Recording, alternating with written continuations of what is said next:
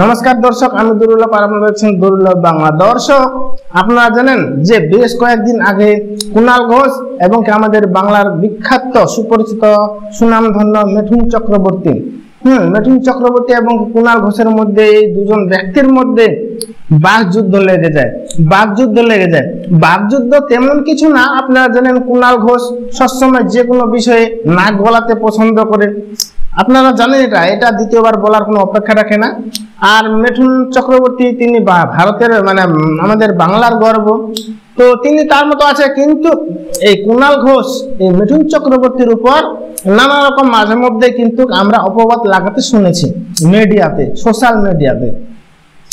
কখনো বলে যে অমুক চিটফান্ডে জড়িত ছিল, তার পরিবার মিঠুন ছিল, মিঠুনের পরিবার ছিল, এরকম নানা রকম অভিযোগ। তারপর আরো রকম কেস খামার কি ধর্ষণ কাণ্ডে যুক্ত নাকি, এরকম নানা রকম কুণাল ঘোষ কিন্তু করছে, অভিযোগ লাগাচ্ছে মিঠুন চক্রবর্তীর উপর। যে ব্যক্তি একজন বাংলার গর্ব, বাংলার সুনাম ধর্ম, বাংলার প্রত্যেকটা ব্যক্তি এই মিঠুন চক্রবর্তীকে চিনে জানে এবং কি সিনেমাটা এবং কি অভিনয় অবশ্যই দেখেছি। সেই রকম ব্যক্তির উপর কুণাল ঘোষ কিন্তু অভিযোগ লাগাচ্ছে এই ধরনের। তো এইবার মিঠুন চক্রবর্তী, আমাদের বাংলার গর্ব মিঠুন চক্রবর্তী, প্রথমে তো সেই বিষয়টাকে কান দেয়নি, কারণ কুণাল ঘোষকে দেখতে পছন্দ করে না। এমনি বাংলার লোক অনেকেই কুণাল ঘোষকে দেখতে পছন্দ করে না, তার কথা শুনতে পছন্দ করে না। কিন্তু তার সাথে সাথে আমাদের মিঠুন চক্রবর্তী তিনিও কিন্তু কুণাল ঘোষকে দেখতে পারেন না, সহ্য হয় না, এত কথাবার্তা চাল চলন দেখার একদম ইন্টারেস্ট নাই আর কি। তো সেই কুণাল ঘোষ বারবার কিন্তু আমাদের মিঠুন চক্রবর্তীর উপর এই ধরনের আরোপ লাগাতে সহ্য করতে না পারে। এট লাস্ট আমাদের মিঠুন চক্রবর্তী, মিঠুন দাদা যাকে আমরা বলি, বাংলার দাদা বলাও চলে, তো এই মিঠুন দাদা কুণাল ঘোষের উপর একটা কিন্তু মানহানির মামলা দায় করে হাইকোর্টে। মানহানির মামলা দায় করে হাইকোর্টের লোয়ার বেঞ্চে। তো সেটা শুনানি চলছিল। সেই শুনানিতে দেখে যে সত্যি তো মামলাকারী মিঠুনদার আইনজীবী বলেন যে ব্যক্তি বাংলার গর্ব, যে ব্যক্তি বাংলার একজন সৎ ব্যক্তি বা একজন বাংলার নায়ক অভিনেতা হিসেবে পরিচিত, যে ব্যক্তি পুরস্কার পেয়েছে, দাদা ফালকে পুরস্কার পেয়েছে, পদ্মশ্রী অ্যাওয়ার্ড পেয়েছে, সেই ব্যক্তির উপর এইভাবে আরোপ লাগা, এটা কিন্তু একটা বিশাল মানহানির বিষয়। ফলে এতে মিঠুন দাদার এতে কিন্তু অনেক সমস্যা হচ্ছে, বুঝতে পারছেন। এখন যদি আমি যে কোনো ব্যক্তির উপর আরোপ লাগাই, সে ব্যক্তির সত্য না হলেও কিছু কিছু লোক তো জানবে যে হ্যাঁ হতে পারে, কিছু লোক হয়তো বিশ্বাসও করতে পারবে এবং কি তার কর্মজীবনে সমস্যা হয়ে দাঁড়াবে। ঠিক এইভাবে এখন যদি মিঠুন চক্রবর্তীর উপর কুণাল ঘোষ এইভাবে আরোপ লাগায়, তো মিঠুন চক্রবর্তী আপনারা জানেন সেই ছোট্টবেলা থেকে সিনেমা দেখে আসছেন, এখনো কিন্তু অভিনয় করে বা অভিনেতা। তো উনারও কর্মজীবনে অনেক সমস্যা আসবে বা আসতে পারে, এবং কি এরকমও হতে পারে যে বেশ কিছু সিনেমায় বা কোনো ওয়েব সিরিজে মিঠুন চক্রবর্তীকে নিচ্ছে না ডাইরেক্টর। ফলে আমাদের মিঠুন চক্রবর্তী, মিঠুন দাদা কুণাল ঘোষের উপর 100 কোটি টাকার মানহানির মামলা করেছে। কুণাল ঘোষ এইরকম অপবাদ ছড়াতে আমাদের মিঠুন চক্রবর্তী, মিঠুন দাদার 1 কোটি টাকার মতো লস হচ্ছে বা হয়েছে। ফলে হাইকোর্টের লোয়ার বেঞ্চ পরিষ্কারভাবে জানিয়ে দিয়েছে যে এইরকম কিন্তু মিঠুন চক্রবর্তীর সম্পর্কে কুণাল ঘোষ বলতে পারবেন না। তার পরিষ্কারভাবে সোজাসাপটাভাবে যদি বলি যে কুণাল ঘোষ মিঠুন চক্রবর্তীর সম্পর্কে কোনো কুমন্তব্য, ভুলভাল বক্তব্য করতে পারবেন না, চুপচাপ থাকতে হবে। অত্যন্ত মিঠুন চক্রবর্তীর সম্পর্কে কুণাল ঘোষকে চুপচাপ থাকতে হবে, মুখ বন্ধ রাখতে হবে। কোন মিঠুন চক্রবর্তীর সম্পর্কে বিরুদ্ধে খারাপ কথা বলা চলবে না, পরিষ্কারভাবে হাইকোর্ট লোয়ার বেঞ্চ জানিয়ে দিয়েছে।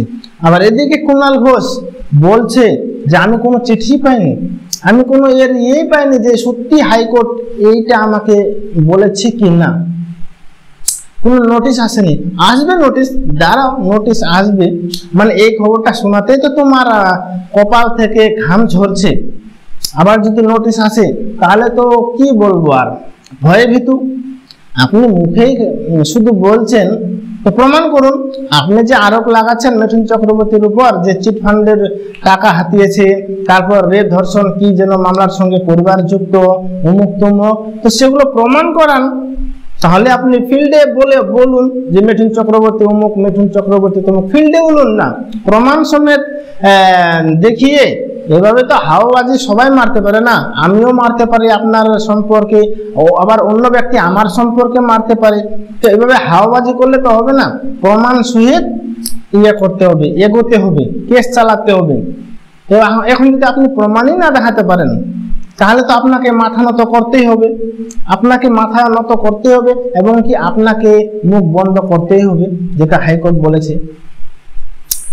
তো এই হচ্ছে ব্যাপার যে আমাদের মিঠুন দা যে আরোপ লাগিয়েছে যে মানহানির মামলা, এতে কিন্তু আমাদের মিঠুন দাদা এর শেষ দেখে ছাড়বে। আমার যেটা মনে হচ্ছে পার্সোনাল, যে এর শেষ দেখে ছাড়বে, ছাড়ার পাত্র নয়, এবং কি কুণাল ঘোষের মুখ বন্ধ করেই ছাড়বে। আর এদিকে কুণাল ঘোষ তো হাওয়াবাজি মেরে যাচ্ছেন, তো এগুলো বন্ধ করা দরকার। যেহেতু আমাদের বাংলার একজন বিখ্যাত সুনামধন্য ব্যক্তি, প্লাস পুরস্কার প্রাপ্ত ব্যক্তি, তো সেগুলো তো বন্ধ করা অবশ্যই দরকার। একজন সুনামধন্য ব্যক্তির বিরুদ্ধে তথ্য প্রমাণ ছাড়াই হাওয়াবাজি, মিথ্যা অপপ্রচার করবেন, মানহানি করবেন, তো সেটা তো ঠিক না, সেটা তো ঠিক না। এর ফলে পারিবারিক সমস্যা হতে পারে, অনেক কিছু সমস্যা হতে পারে, এটা তো ঠিক না। ফলে এই মুখটা বন্ধ করতে করার প্রায় অর্ধেকটা প্রায় বন্ধই করে দিয়েছে হাইকোর্ট, মহামান্য হাইকোর্ট। এখন বাকিটা বন্ধ করার বাকি, যাতে সারা জীবন লাইফ টাইম কোনো তথ্য প্রমাণ ছাড়া না যাতে কুণাল ঘোষ বলতে পারে মিঠুন চক্রবর্তীর সম্পর্কে, সেটা ব্যবস্থা করছে আমাদের মিঠুন দাদা, এবং সেটা কোর্টের মাধ্যমেই করবে। এবং কি সেটা যদি সত্যি প্রমাণিত হয়, তাহলে 100 কোটি টাকা, ভাবতে পারছেন, 100 কোটি টাকা কুণাল ঘোষকে দিতে হবে। দেখুন, কেস তো 1-1.5-2 বছরের মধ্যে শেষ হওয়ার জিনিস না, সেটা চলবে, বেশ কয়েক বছর ধরবে।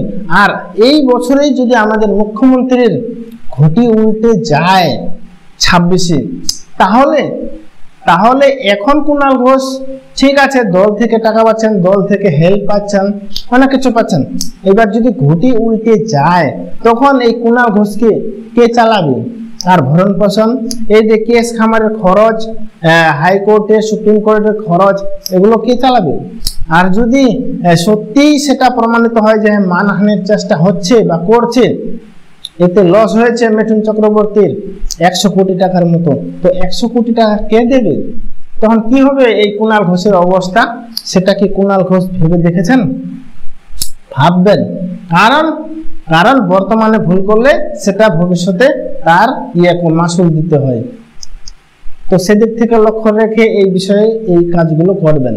মানহানি হঠাৎ করে কোনো ব্যক্তির রাগ আছে বলে আমি যা তা বলে দিলাম, কোনো ব্যক্তির উপর রাগ আছে বলে আমি যা তা বলে দিলাম, এটা কিন্তু ঠিক না, এটা কিন্তু ঠিক না।